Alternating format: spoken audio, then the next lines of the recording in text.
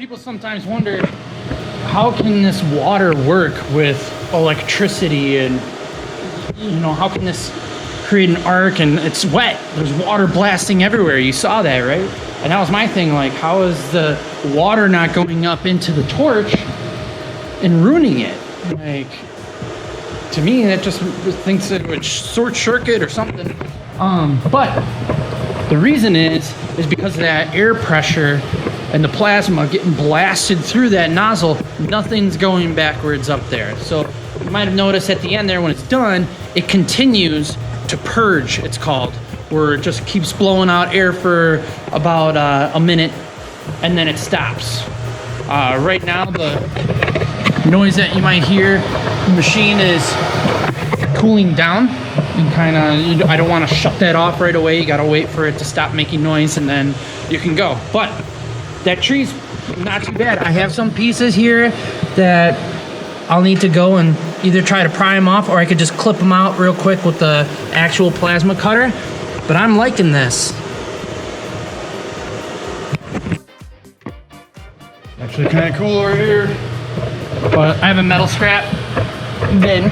Don't throw garbage in there.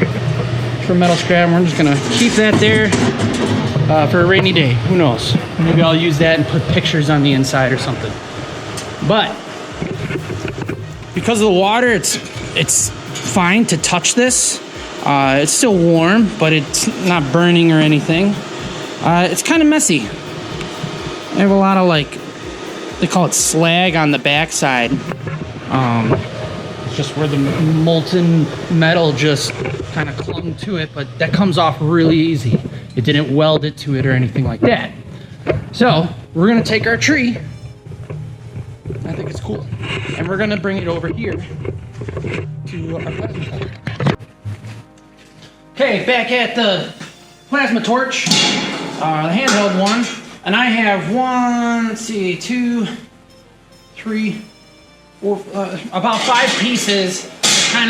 They didn't cut out right away. Some of these pieces, like this one right here, I can bend out, use my needle nose pliers, and I can actually just break that out. There's another one. This one might need a little clipping. Nope, I'm gonna use plasma on that one. I'm just gonna use the plasma on the rest of them here. And I'm just gonna hit it real quick. I don't wanna ruin the overall shapes and stuff that I have going on. So I'm gonna do that.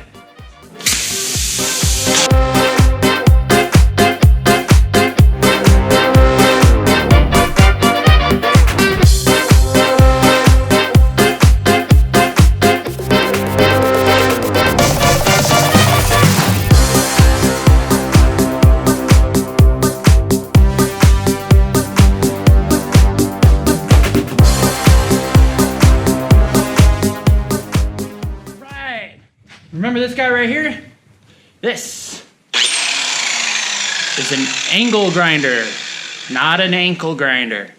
Okay, so I'm gonna use this and this abrasive wheel on here, and I'm going to get rid of all these little bumps that's on the backside. Even though it's the backside, it's not the end of the world. The front looks great, but the back has all these little beads, slag sticking out in that. I want this to be nice and flat. I'll show you what I'm gonna do with it. But I wanna get those all out, so that's what I'm gonna do right here.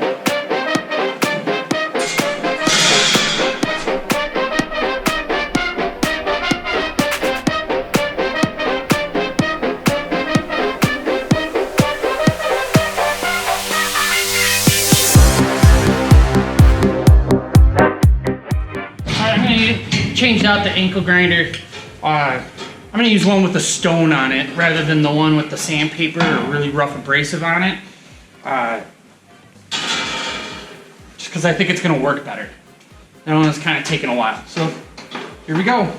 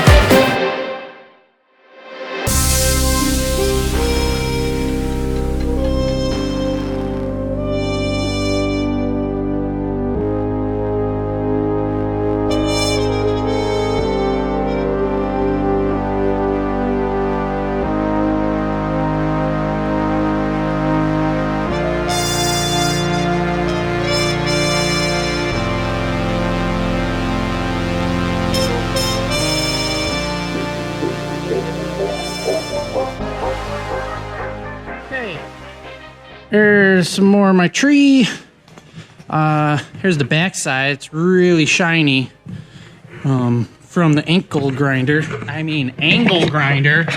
And the thing is, looks really cool. What happened was this thing warped quite a bit. Can you see how curved that is? That's from heating it up. I knew that was going to happen. It's pretty thin. The thicker the metal, the less likely that'll happen, or not as much. But I knew that was going to happen. We're going to be heating this up to a lot. to a lot. I don't know what I got to look up what the temperature is going to be. But we're going to heat this up even more. It's going to warp some more. I know that. But that's okay. I'm going to mount it to something and it's going to take the warp out of that. But we'll get there. Almost there. But I liked the shiny side. The shiny side looked really cool. And one of my past projects that I've done, similar to this one, is you might have seen this before, but same thickness of metal, but I did that and I really liked the effect of the angle grinder. It gave it a really like glossy look, but then it had all these little wavy grooves from it, and you can see kind of shining there. But this here has Brewers, Badgers, Packers, yay Packers, and the Bucks. Some of the greatest teams in the world. Hopefully we get to see them again in the near future. But yeah, I did that, and then I put a seal coat on it. Okay, so one of the things that we have to do with metal, kind of like wood, is we have to protect it. Metal rusts. Basically, it's corrosive, very highly corrosive too. So different than wood, obviously, but wood will decay. Metal rusts.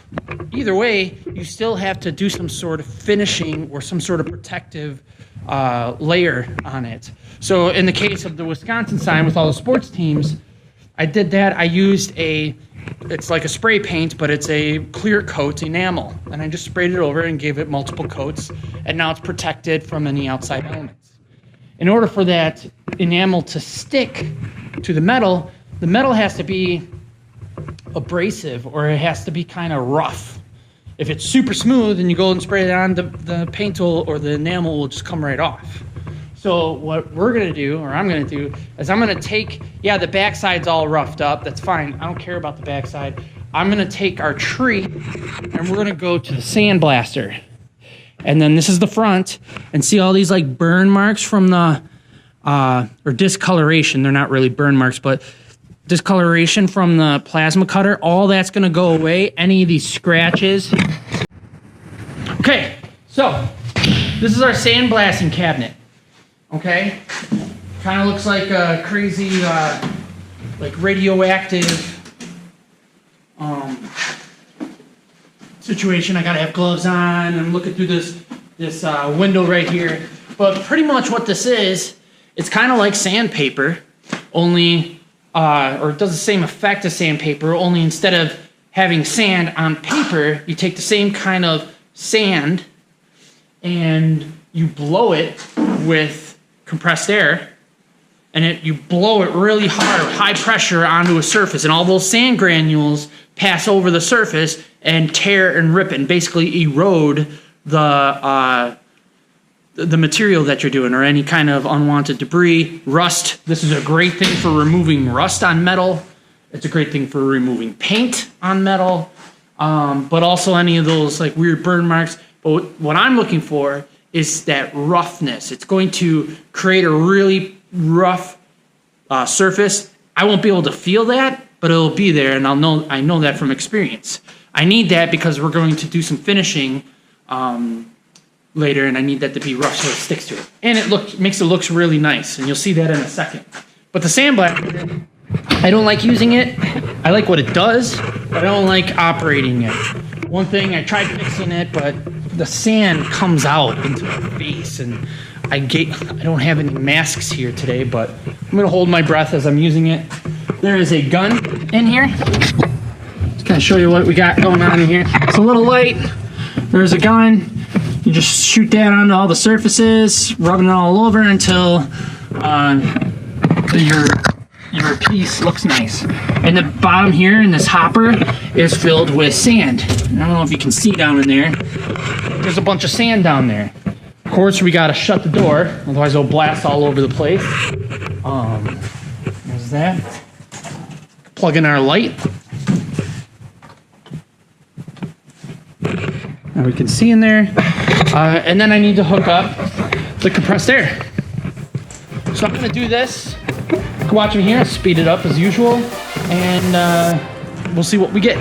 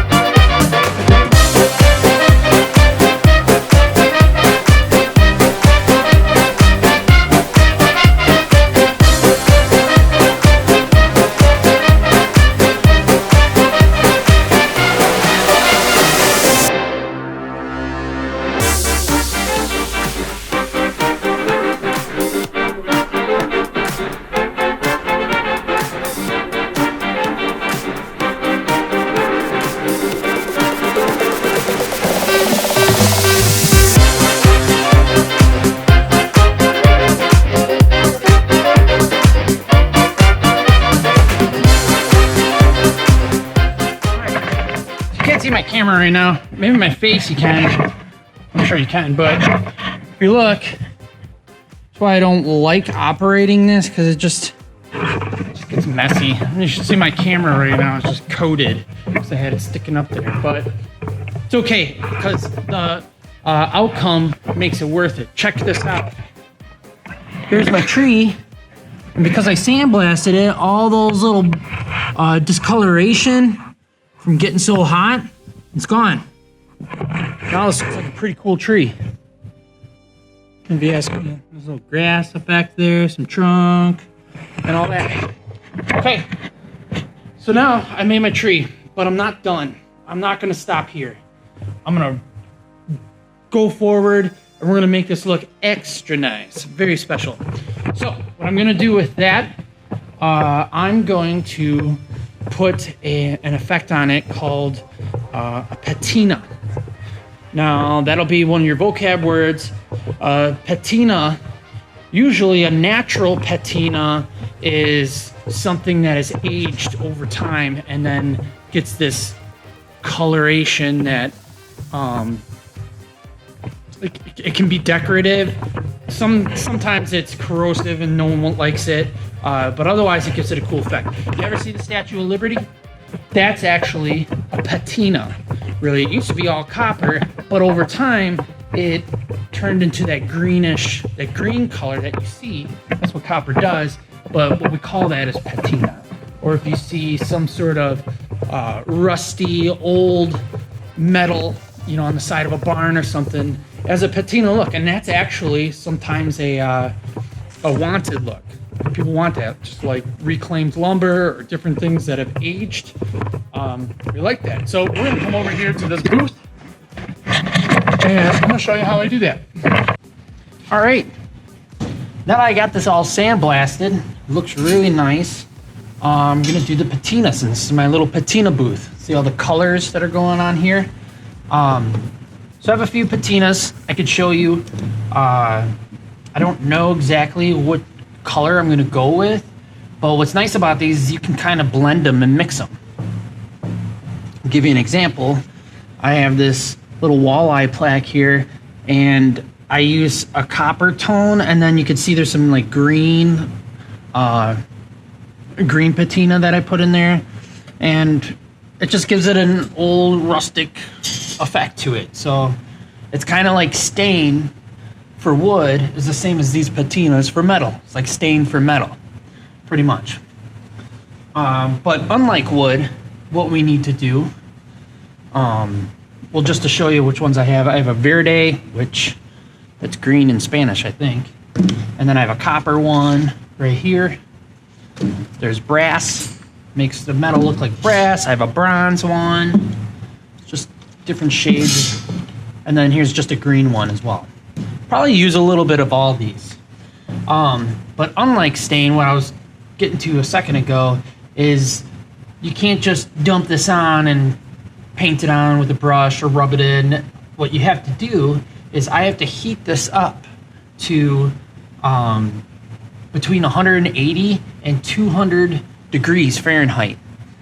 In order for that to do that, the reason why I do that is because you heat that up on the metal, after you sandblast it, heat up the metal, and then you can dap the patina color on there, and it bonds with the metal, and the heat helps it do that, so it's necessary. So that's important. So that's why I'm even in this booth to begin with instead of the finishing room, because I need to add heat. So one thing that I have here is an oxyacetylene torch. So I can light this up, and I'll be able to heat the area that I'm going to use the patina. I have a thermometer right here, an infrared thermometer, and I can hold it right here. It's got a little laser on it, if I can get it to work. Well, you can't see the laser, but basically right now, this metal is 77 degrees, which is, it's the same as the room, which is 77 degrees. So I need to heat that up quite a bit yet, another 100 degrees, and then I'll be able to apply these. But I want to make sure I'm all set up and ready to go first.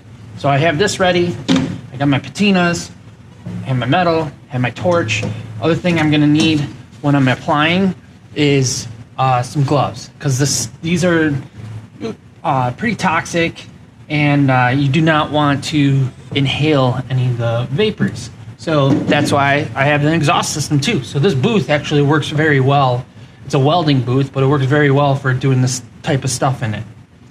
So yeah, I have my gloves, and then while I'm blow torching, I'm going to use actual welding gloves and all that. And I also brought Bongo along, so he can watch. Hopefully, I don't melt him down, because you know, as happy as he is, he's just plastic. But we'll try to keep Bongo safe.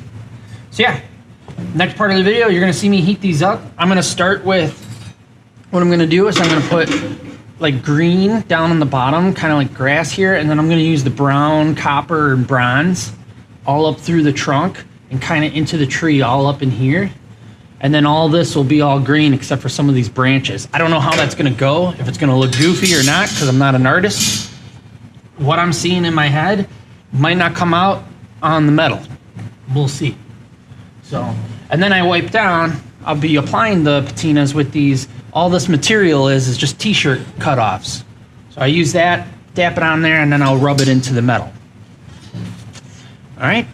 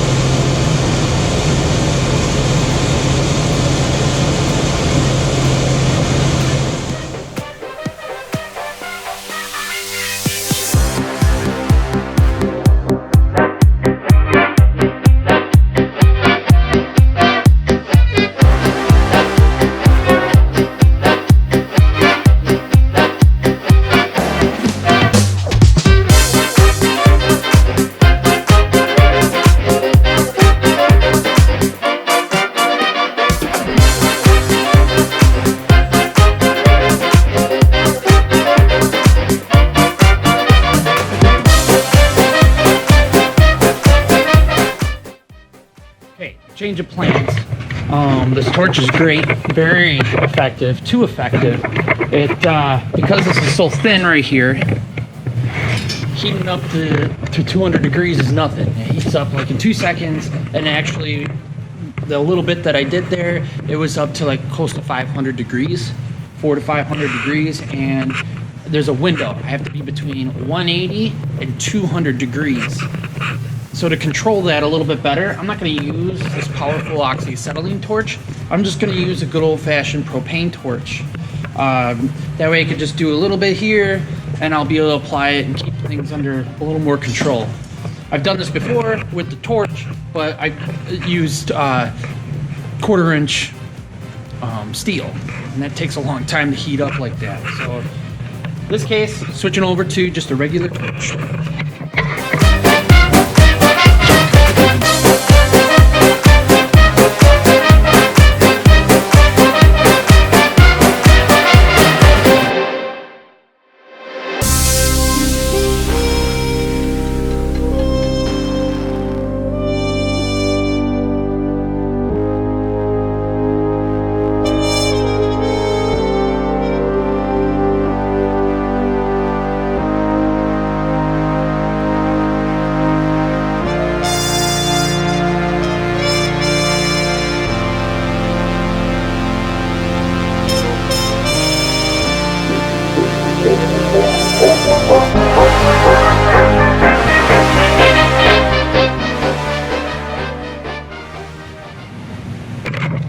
So I did that there.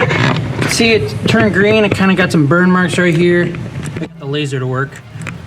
I'm still at 100 degrees. Cooled down quite a bit. If I wanted to add more, I gotta heat it up some more. But I'm gonna leave it there for now. I might touch it up in a little while. But now I'm going to work on the rest of the trunk with this stuff.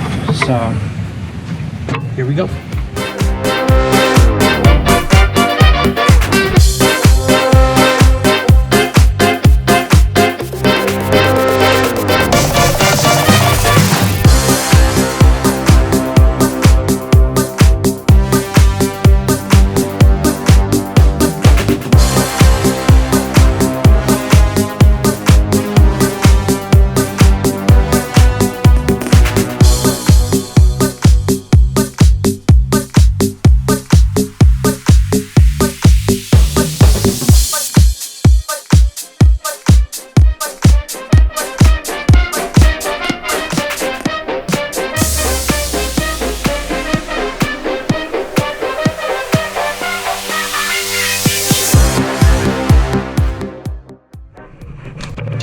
throughout. So they'll start to equalize a little bit as the really hot parts cool down. Hopefully the other part will come up because it's at 160, I said. Now it's at 155. So I think because it's off of the Firestone, it's not holding its heat, which is fine. We'll just give it a little more heat here.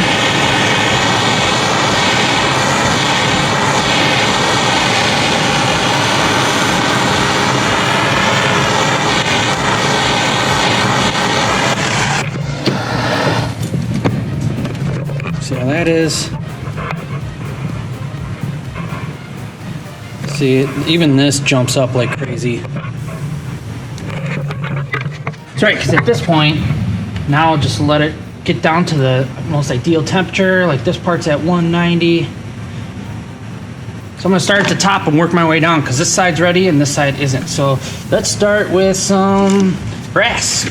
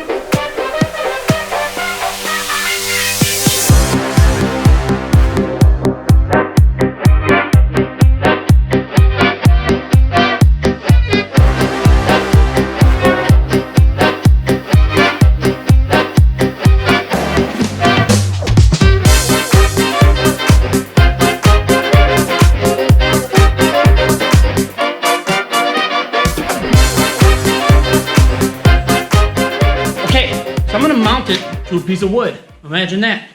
But I don't know how the color is gonna look. So I found this up in the loft, and then I found this, which is just a big maple glue up. This is really light in color, and this is kind of light too, but I think this is cedar, or it might be just a big piece of pine. I'm not sure. But I'm gonna plane it just to kind of clean it up, make it look nice, and then I'll put my tree on it to see what looks the best. So, planer time.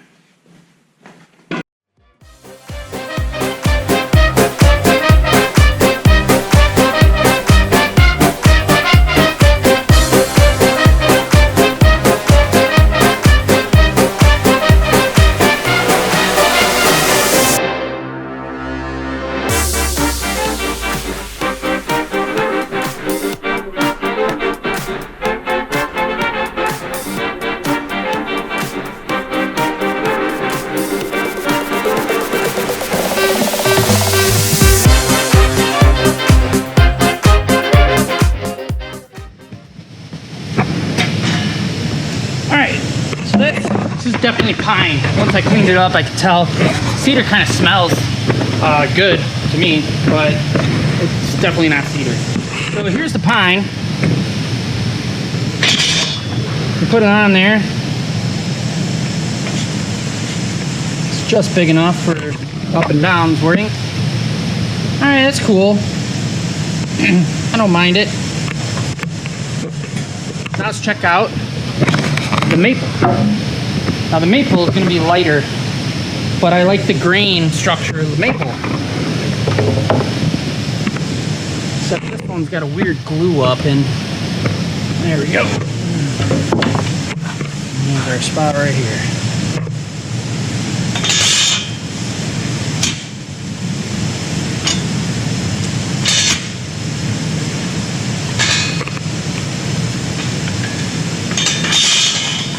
Nice if I could lift this up. I don't know, I'm gonna have to think about that one. Alright. I'm gonna go with this maple. One, because it's hardwood. Two, I love the grain structures here. It is glued up, so I have some seams, but I don't care. One thing I'm gonna do, I'm trying to figure out how to attach this, and I like where it's at, where I put it. So how I'm gonna attach it to the wood is I'm gonna use wire and kind of wrap it around. The reason why I'm doing that is because I could have this go nice and flat on there, but I like how it's raised a little bit like that. I want to try to keep that effect because that gives it some more depth and kind of like what's going on back behind these like cuts. So I like that. So the bend from heating it up earlier worked to our benefit to make it look kind of raised out and popping out at you. Otherwise, if it's flat, people are going to be able to tell that it's something that's going to look like it's just painted on the wood. So one thing I'm going to do, I'm going to have to cut a rectangle out, okay? And then I'm going to frame it, which you'll get to see that I'm going to use some reclaimed lumber to frame it out, makes it look nice.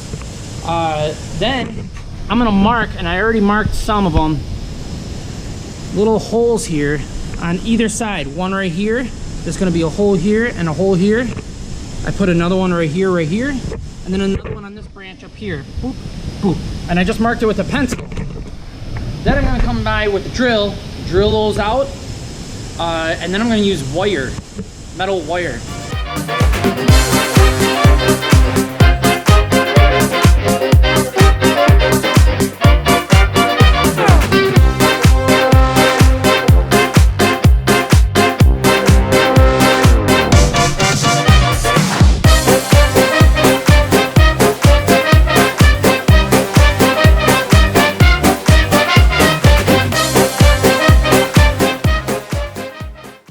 Here, got a needle nose again, works out great. It's got a nice little snip on it, so I can cut wire just like that.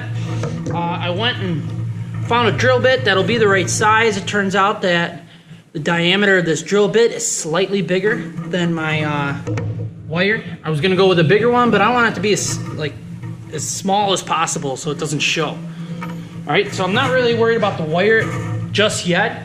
I want to get all my holes drilled. I can apply some finish to this, which I'm going to use the Rubio Monocoat, which if you haven't heard what that is, you will in a different video in the Does Money Grow on Trees video. So you'll learn about that. But I'm just going to do it in this video. I'm not going to re-describe it because you'll get some of that.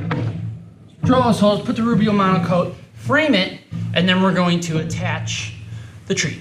And we should be done. Sounds like a lot, but it'll go quick. Here we go.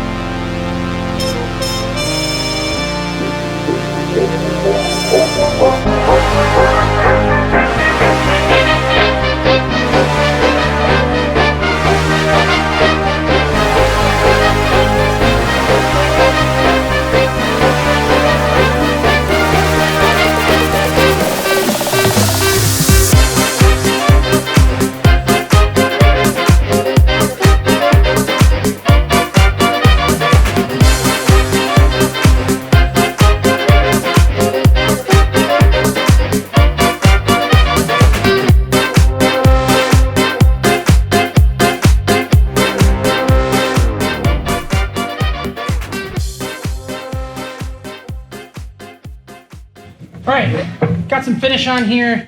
Now I want to frame it. You look at this one, it's a board, sure, but I put a nice little frame on it, so it raised out a little bit. I really like that effect. This is all reclaimed lumber, but this is going to be some fresh wood, hardwood, and then I have some reclaimed lumber here. But I want to know how thick I want, or how wide I want my framing to be. So I'm going to come on here. I'm going to see how much this is. This is 5/8. So how much do I want it to stick up? 1 inch. So I'm going to make this 1 inch. This is 5/8. This is 1 inch. So that's going to leave me with 3/8 sticking up over the top of this. And I think that'll be good.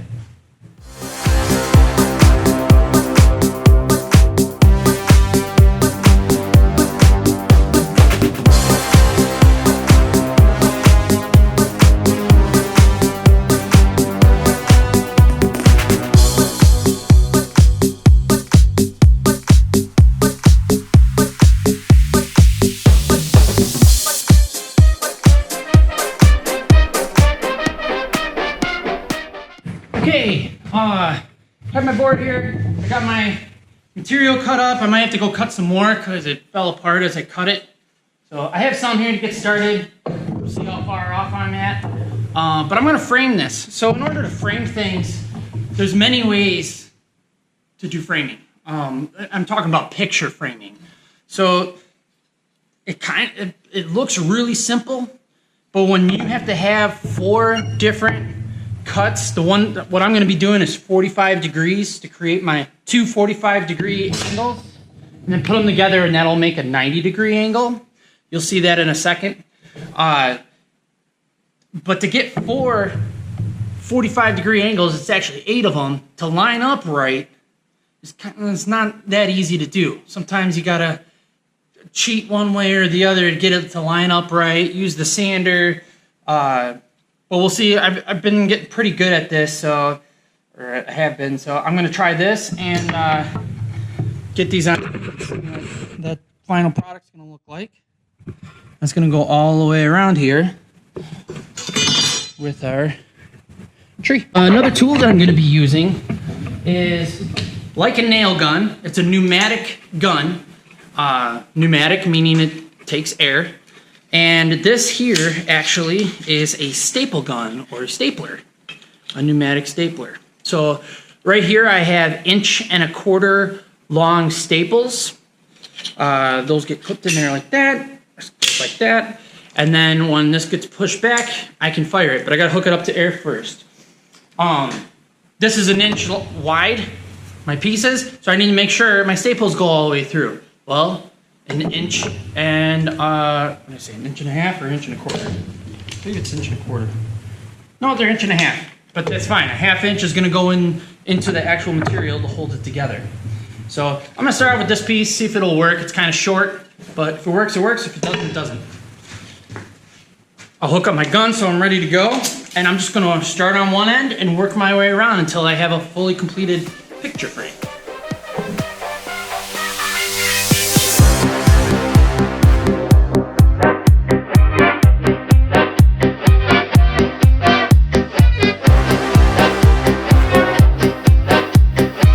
I line up my little corner right here and make it nice and even with the corner that's right here. That way when the other one comes in, it'll land right on there. I mean, that's the plan.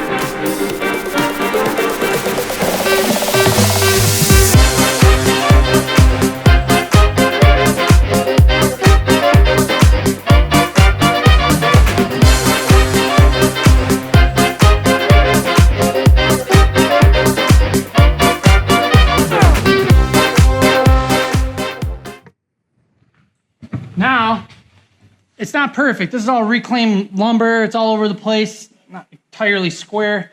So what I'm gonna do is I'm gonna use the belt sander here and I'm just gonna touch up these corners. You can see it's kind of sticking up right there. Belt sander will take care of that right away.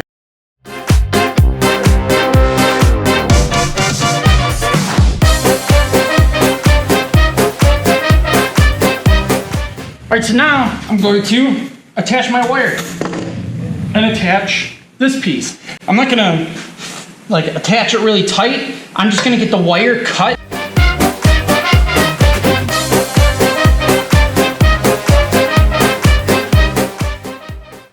All right, this place is getting messier and messier as we move along here. The patina didn't work too well on this wire. It made it a shade of green, kind of. But I'm gonna put it on there and see if I can figure out some other solution for that, but